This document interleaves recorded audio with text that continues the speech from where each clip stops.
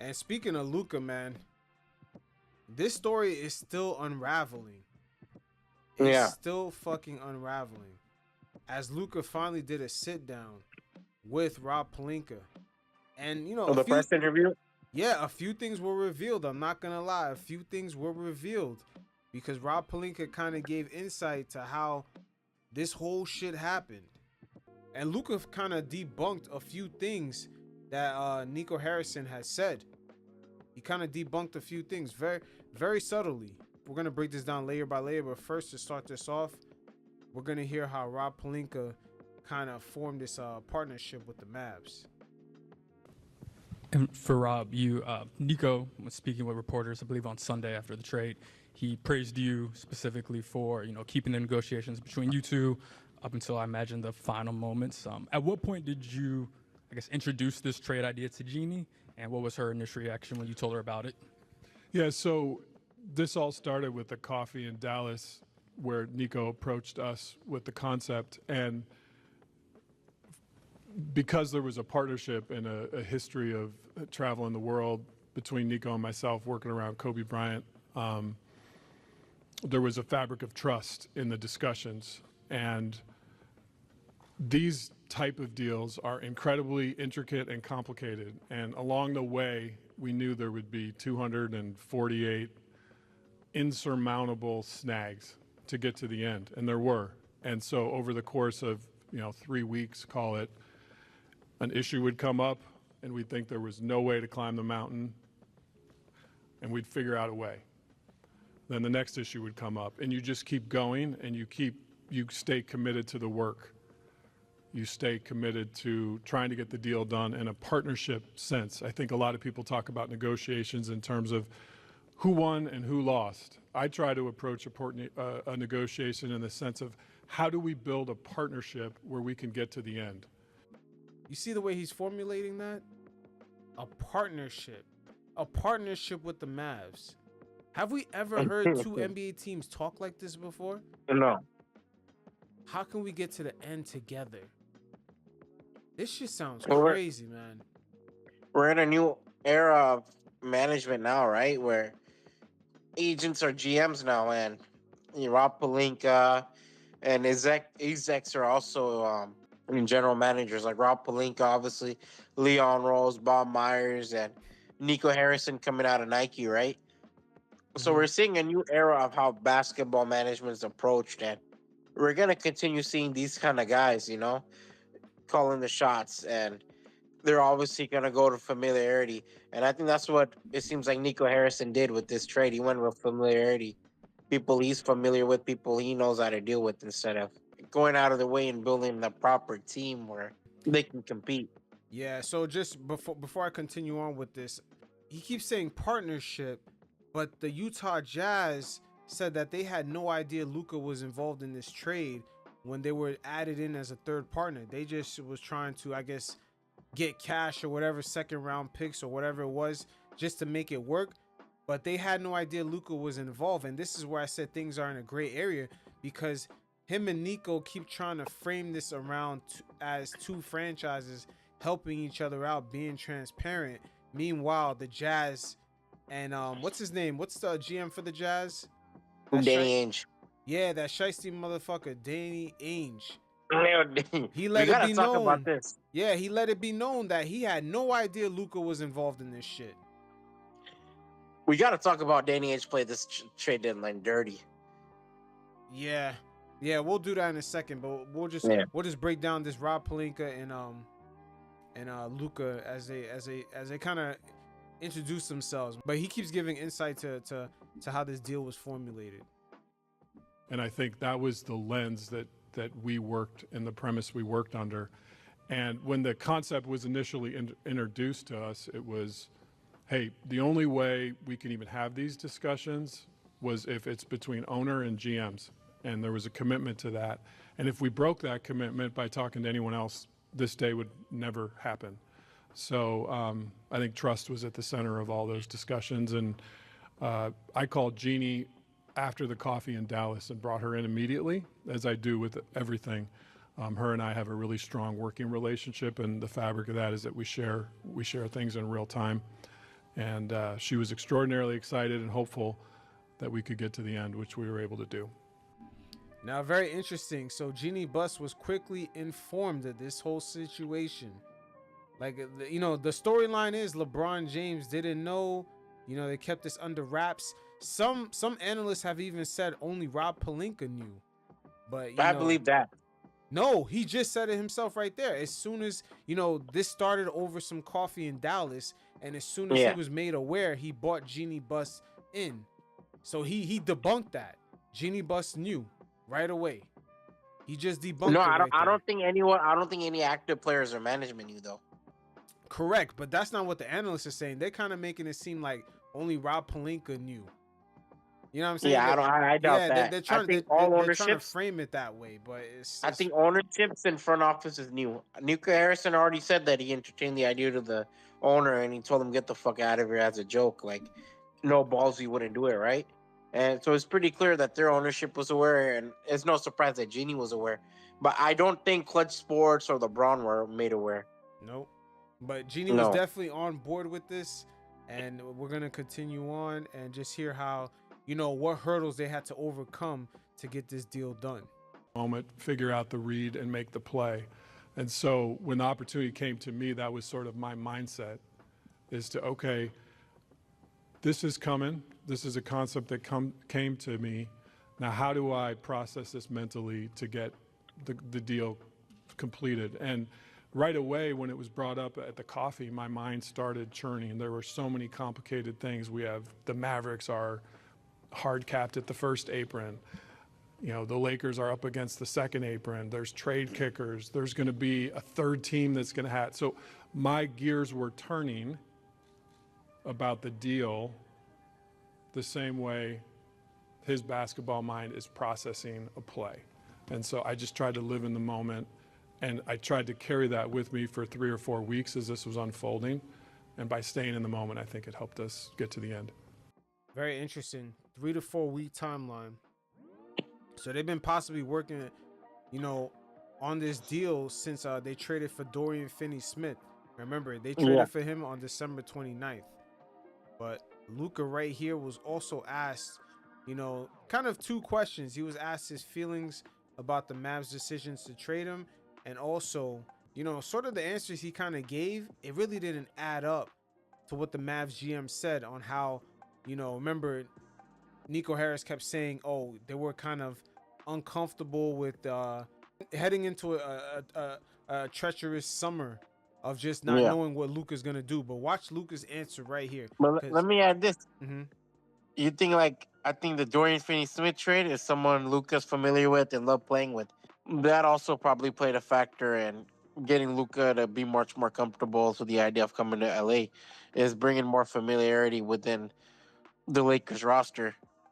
But it goes to show you how long that's been in the works. That might actually creep out Luka, because remember, Luka's caught by surprise. So this really has been in the works. So, but again, they're going to ask him what is his feelings about the Mavs' decision to trade him. And they're also going to ask him, you know, how did he approach that extension with the Mavs? And the answer he's going to give is completely different than what Nico Harrison has said. And Nico Harrison's like kind of, you know, a little white lie of saying, you know, they were kind of uncomfortable going into the summertime, not knowing what Luka was going to do. But watch Luka's answer right here. Luka, Brad Townsend, Dallas Morning News. So you wrote a Dear Dallas letter to fans. It was, you know, very heartfelt. And you talked a little bit about, you know, your shock. How are your feelings toward the upper levels of the organization, you know, Nico in particular, or the decision to trade you? Well, I mean, that's their decision, so I have no comment on that. They made the decision. I don't know why. But that's their decision, so I can't do nothing about it. And then one of the reasons that was given was that there was concern that, you know, beyond this summer, or that there's a chance you might not agree to the Supermax extension. Did you or anyone on your inner circle indicate that that might be the case? Absolutely not. It's easy as that. So right there, you hear directly from Luka. Absolutely not. That's not what Nico Harrison had expressed. That's why I said there's a lot of inconsistencies in this whole fucking situation. There's a lot of inconsistencies. And just real quick, I'm just gonna deviate and go right back to what, just to remind the audience of what exactly the Nico Harrison had to say about this. This is the exact statement that the interviewer had asked Luka about. This one right here. Let's hear it directly from Nico Harrison. This is just for a reference. Moving on from Luka was in the best interest of the franchise. Yeah, I think it wasn't really like a point. I think it was like, how do we make our team better? There's some unique things about his contract that we had to pay attention to. There's other teams that were loading up, that he was going to be able to decide make his own decision at some point of whether he wants to be here or not, whether we want to supermax him or not, or whether he wants to opt out. So I think we had to take all that into consideration and feel like we got out in front of what could have been a tumultuous summer. Nico, did you have any indication from him or his representation that he was going to opt out or not take the extension or anything like that? No, not at all. Not at all. Nothing verbally that would lead me to believe that. Why would the Supermax be a difficult decision on your end? Oh no, it's not a matter of it being a difficult decision. It's a matter of, once you put that out there, they accept or they don't, and at that point you're on the clock. You see that right there? Tumultuous summer. Once you put the max contract out there, you're on the clock. There's a lot of inconsistent shit that he's saying. Luka just negated all that shit. He's like, what is he talking about? That's exactly what the interviewer just asked Luka. Well, I mean, what are your thoughts on that? This shit is real inconsistent, man. It's real fucking inconsistent. There's a lot of contradiction statements with the extension talks. Obviously, I think the whole idea of Luka Doncic is gonna be a free agent eventually, and we won't be a team ready. That's the bullshit.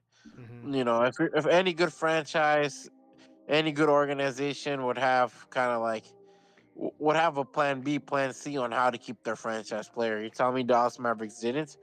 No, I think what it is obviously we talked about it previously about the Edelman family, but I'm not trying to get too much into ownership politics. But I think this Nico Harrison guy has shown really pretty much incompetency in how he kind of runs his organization. To be honest with you, this is pure incompetency.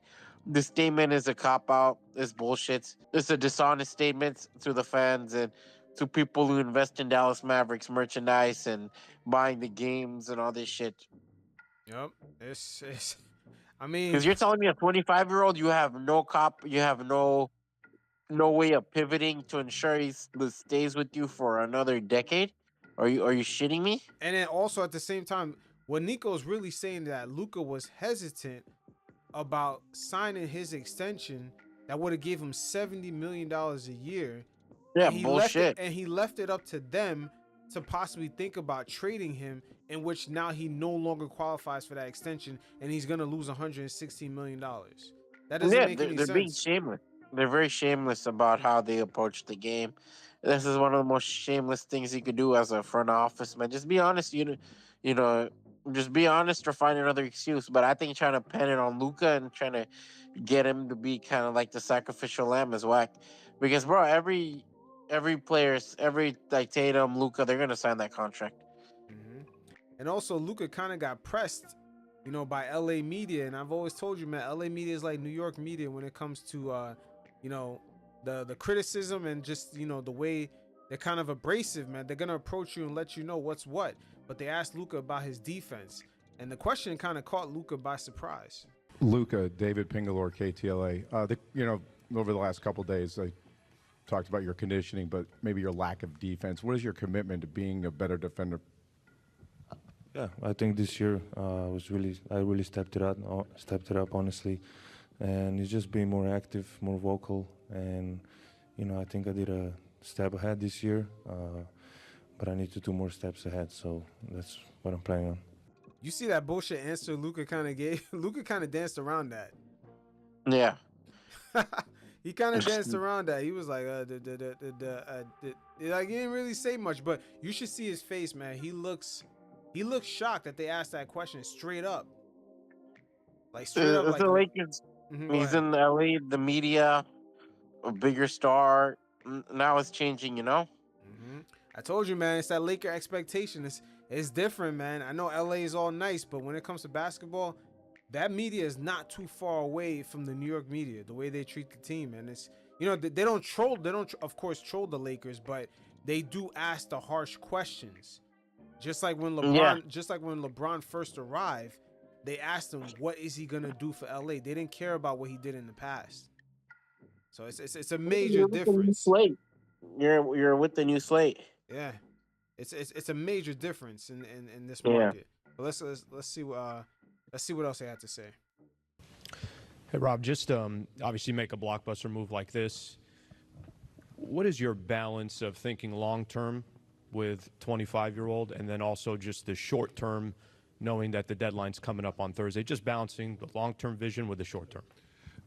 We know that our roster has continued work to do to become complete. And just to be clear around the vision for our roster, we're going to build a roster that fits JJ Redick's philosophy. Now that right there is a good way to dance around that question. Because the real answer is we're going to build around Luka. But you heard what he said? Instead, we're going to build around JJ Redick's philosophy. Yeah. Without even saying what the fuck is his philosophy. This is hilarious, man. The way these guys dance around the question. But watch right here as Rob Pelinka is, probably by accident gonna admit that they're really building around Luka. He's somewhat gonna admit this right here, very subtly. His basketball philosophy, that's something that we believe in, that we support, that we want to lean into. So in terms of roster decisions, JJ and I collaborate extensively around that and fitting how he wants to play. We know we have a need for a big. The market for bigs right now, leading into the last 2 or 3 days of the trade deadline, is very dry. There's just not a lot available. So maybe we'll be able to do some stuff around the margins. I would say in terms of a big move for that position, it's probably more realistic that would be something that comes in the offseason. But Luka will be at the center of that as we build for the long term. We want to format a team that fits JJ's coaching style and his strengths and his needs to help us win a championship with the other people that are also on our team right now who are going to be a big part of that winning as well. But your question was about long term, so I'm speaking more to long term. See, he gotta tread the water lightly because he gotta confirm to Luka that this is his franchise. See, long term, and then he finally mentions Luka after dancing around the question for a good minute. It seems like right now they're kind of playing 50-50 with LeBron. They don't want to make it look too overt that they're pivoting and building this around Luka. But he sort of danced around it right here. But I think they also kind of throw it to JJ Reddick to kind of figure it out too. Pressure on Reddick to figure it out. True, but it's the obvious answer, man. They're building around Luka. Yeah. It's a diplomatic answer. Yes, it's very. But he danced around it. But he admitted it at the very end. He could have just said that in the beginning, but he admitted that at the very end. I mean, LeBron's 40, man. Like nobody expects you to build around LeBron. Let's just keep it a buck. But right now, the Lakers are making so much money with him being in the franchise. That's like the little nuanced dance that they're doing with LeBron right now. It's just like they're making a lot of money, but at the same time, it's not long term. It's like LeBron's 40. This shit ain't gonna work. It could break down at any moment. But again, Rob Pelinka was kind of asked about, sort of like what's their plans for the future, and he mentions LeBron this time around. Let's check it out. Rob, good to see you. Along the same lines with the trade deadline and all of that, the window for Luka, 25 years old, coming off a finals appearance last year. LeBron, 22nd season, 40 years old. Like, what's the urgency level to have this team in the immediate future reach championship contender status? And whether that immediate future is between now and Thursday or the offseason going into next year, just kind of what is the view in terms of the timeline to get this team to be able to contend? The urgency is ever present. from the first day I started taking this job till I sit in the chair right now, there's always an urgency to win championships. That's what the Lakers set out to do. That's the expectations of our fans, and we're going to put in the work to constantly try to do it. At the same time, you have to be realistic, and if there's not a championship big on the market right now, I can't wave a wand and create that opportunity. We'll continue to work and look for areas that we can complete and fill out the roster. But as we saw with this trade, it takes two teams. But we'll continue to build. Luka and I spent some time yesterday up in my office just talking about the players on our roster he's played with and kind of what he sees as sort of short-term and long-term needs. And I think we'll continue to have those basketball discussions and get this roster to a championship level. AKA, man, with LeBron, it's going to be a 1 to 2 year, kind of thing, man. They're not going to build a championship team in 2 years. No. They're definitely not. The media guy was trying to, kind of get around that. He's trying to see if they're going to quickly try to build something so LeBron can compete with them. But he's not going to be able to do it. Yeah, it seems impossible. Yeah, it's not really possible. Even with the guy they recently traded for, what's his name? Mark Williams. Yeah, that seems like a project. Right, it's a project, and it's a very questionable project in my opinion. Mm-hmm. Do you think the NBA is slowly moving the trade deadline to almost, they keep pushing it up and up, and this year it seems like, with the NFL kind of creeping up into their real estate with Christmas, do you think they did that on purpose to creep up on the NFL's real estate during their Super Bowl coverage? Because weeks like this is where the NBA gets swallowed up by everything Super Bowl. But this year it's like the opposite happened. They did the All-Star reveal and they did this, right? So clearly they're trying to dominate as much as media time as possible, because now you have McAfee, now you have this page. They're giving Shams the platform to really talk about basketball now. Yeah, but this is not by accident. No, the the trade NBA by deadline design. up to Super Bowl week, Super Bowl media week. Because remember, there's an off week by the NFL. The Super Bowl is 2 weeks from the conference championship games. So the NFL was off last week, and then this week is their media week. But their media week, it happens to be when the NBA has their trade deadline. This is not an accident. This is not. Because everyone's talking Luka now. Everyone's talking Luka. Of course, everyone. Bro, most people forgot that the Super Bowl was on Sunday. That's how lit the NBA was this week. Well, I think De'Aaron Fox is probably more talked about than. It's not even De'Aaron, just the Luka. The Luka thing alone. Luka itself, but I'm also talking even the outside, outside of Luka, they were pretty much talked about. Yeah, outside Luka, you're right. But obviously, Luka is the biggest star, so he's going to be talked about. Did you ever imagine that the NBA could take over the headlines in an NFL Super Bowl week? That's crazy. Nobody saw that coming.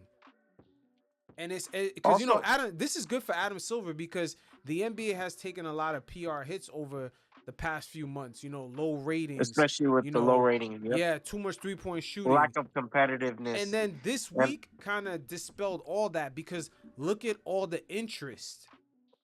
I think Christmas games should get a lot of love. The NBA beat the NFL in Christmas Day. Yeah, I wouldn't be shocked. I'm not talking ratings. I'm talking product as a product. It did, man. But look how this is good. This is a win for Silver this week, because it shows you how in tune people are really with the league. It showed you how you can attract a casual base. I think the Super Bowl has Kendrick Lamar performing. You have to understand what's going on. The Super Bowl is the done data of it all.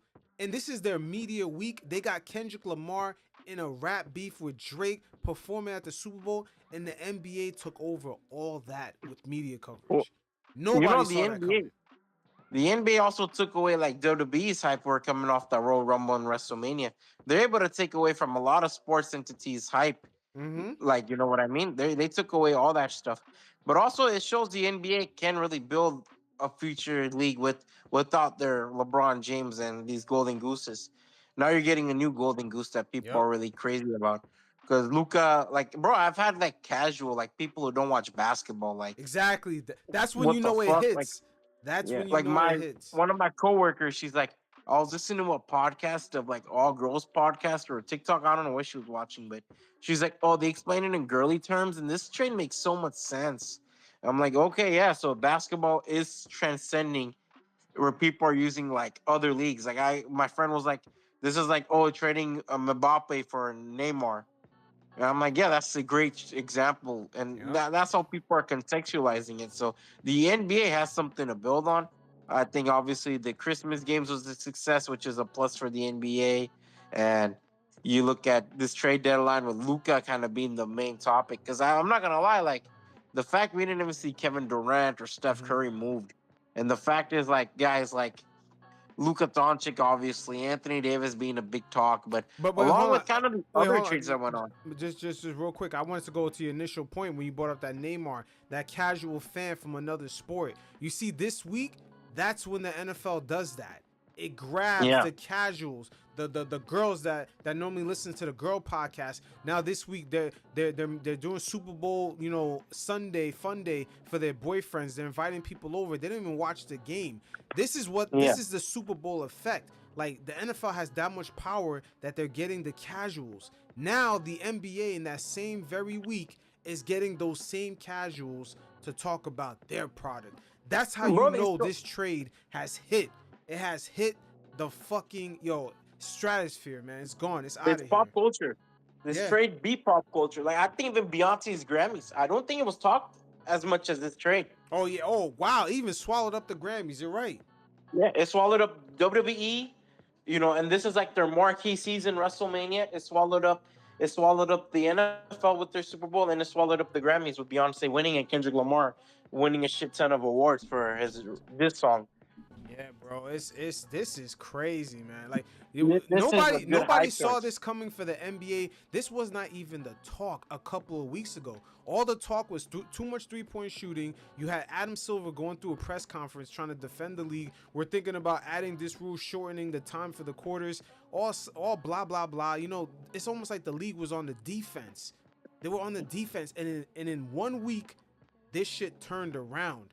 And I wouldn't be Yes. shocked if someone made a phone call and made this Luka trade happen. If a call from upstairs was like, "Yo, Luka got to go to LA. We got to make noise." Like this shit Yeah. is really hitting. It's really hitting. Basketball is an individual sport, right? So if you're kind of like, if you're Adam Silver, you market individuals because, me and my friend, we had this conversation a few weeks ago where he was talking about like, oh, the NBA should market teams. I'm like, bro, when you look at football, everyone has a different role. The offense and defense have their different role. In basketball, sure, like, when we watch basketball, we know the different roles, whatever, right? But for a casual audience, the main goal is scoring. It's just what it is, right? So I'm like, bro, if you're a basketball, if you're an NBA, if you're NBA marketing, if you're basketball marketing, you're better off marketing individual players. And this trade deadline was a marketing of individual players, like Luka going to LA and De'Aaron Fox playing with Victor Wembanyama, Jimmy Butler teaming up with Steph Curry. These are individual players being marketed to the worldwide sports, to the worldwide. It's, oh, look, your player is teaming up with one of the most an all stars teaming up with one of the upcoming players, or like I said, Jimmy Butler teaming up with a guy who's won multiple championships. Maybe he could win one, and it's all narratives. Luka Doncic being the new face of the Lakers is all narrative. Mm-hmm. What are the Dallas Mavericks doing with Anthony Davis? Can he win one with Kyrie as a 1A, 1B? Tyler Hero's new team with Andrew Wiggins being a co-star. So it's a lot of interesting narratives we're seeing in basketball, and the trade deadline kind of dominated that. And props to the NBA in that regard. I think the league's headed to a decent direction. I think Adam Silver probably entertained the idea. I don't think he's an idiot who's gonna fully implement it about the 10-minute quarters or whatever. But the NBA, they're kind of like stuck in this middle ground, and I think this gives them a good direction, a good feel of where they could be in the where they could be in pop culture and their relevancy in sports. Because NBA is always going to be remaining relevant, Yeah, but they're always for going to look sure. to compete with like MLB. Like the MLB, at what like the MLB has a resurgence. The NBA is always going to be up and down. It just all sports, everything, it's always going to be up and down. But you're always going to have that core supporters. Yeah, And you're always going to have people caring enough to like react to but big again, trades and big deals. it's you got to attract the casuals. Yeah, You got to always. attract the Always. casuals, man. I'm telling you, the week that the NFL has mastered that, they have mastered catching the casuals. That people who don't even understand football right now are having a Super Bowl party. They don't even understand football. They want to watch the commercials. They want to watch Kendrick Lamar perform. They want to watch whatever, right? Whatever gets them going. And I think that's what the NFL has done a good job on. And the NBA is kind of figuring out. Like, bro, let's be honest, it takes one major event for your sport to get mainstream. You look at MLB's resurgency. It was a Japanese player in LA Dodgers. He was able to make baseball mainstream again because it's like the idea of this guy could be greater than Babe Ruth. This guy could be the greatest baseball player of all time. Yeah. Now people want to watch him play for the He made Dodgers. it more correct? national. Yeah, and baseball's more popular than ever now. And then you look at UFC, Khabib and McGregor. All these guys want to fucking kill each other. These guys despise each other. And they were able to market that to become mainstream. You look at, boxing, obviously, you just look at his history. Mike Tyson, Muhammad Ali, George Fraser. I don't even got to go all that deep, but the idea. Basketball has its moments too with Larry and Mike, Kobe, Shaq, whatever. So it's always going to be that one moment that just kind of flips it around for any league. And this could be it for the NBA, to be honest with you, if Luka were to be one of the greatest Laker of all time, Yeah, this is huge, man. I felt like the league really. I'm looking at it now, like the league really needed this. I'm just looking at the effect. Man. I'm telling you, man. It's Super Bowl weekend. I mean, this is Super Bowl media week, and the NBA took it over. Had you told somebody this 2 weeks ago, they would tell you must have lost your mind. Yeah, like, bro, I think the day of the Super Bowl, people are gonna find. Obviously, the Super Bowl's gonna have crazy ratings, but no, the Super whole Bowl, of week course, phenomenon. the day of. But the NFL never thought during their media week of the Super Bowl that the NBA would take over all the headlines. Like that's all the fans are talking about. Yeah, no, the sports world is crazy right now. I think even these broadcasters, right? They're all dedicating their time to break down trades. Yeah, but you know what? Right now, I'm telling you, there's a battle going on. Roger Goodell. He laid out his chess piece on Christmas. I'm telling you, Adam Silver. People didn't peep it. Adam Silver, because we never seen the trade deadline really, like this before the All-Star. It's been steadily happening the past few years, but now it's not a coincidence. The trade deadline is Thursday, right before the Super Bowl. That was a checkmate back.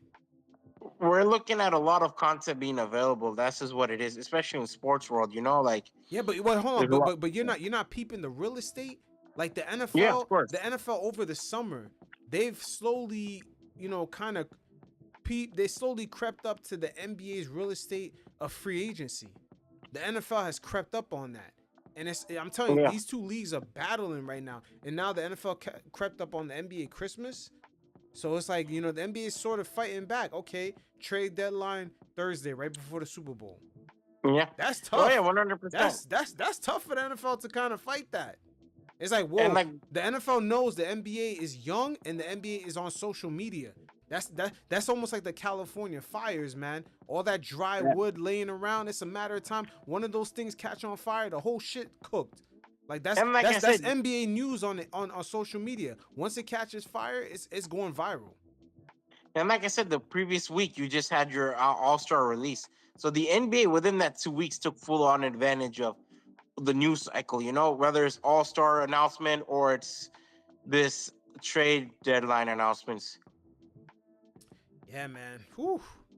They milked it out. And that's just how it's going to be from now on. I think every sport's going to try to milk out their moment to top each other. They're all in competition with each other. Yeah. It's been like this for a couple years now.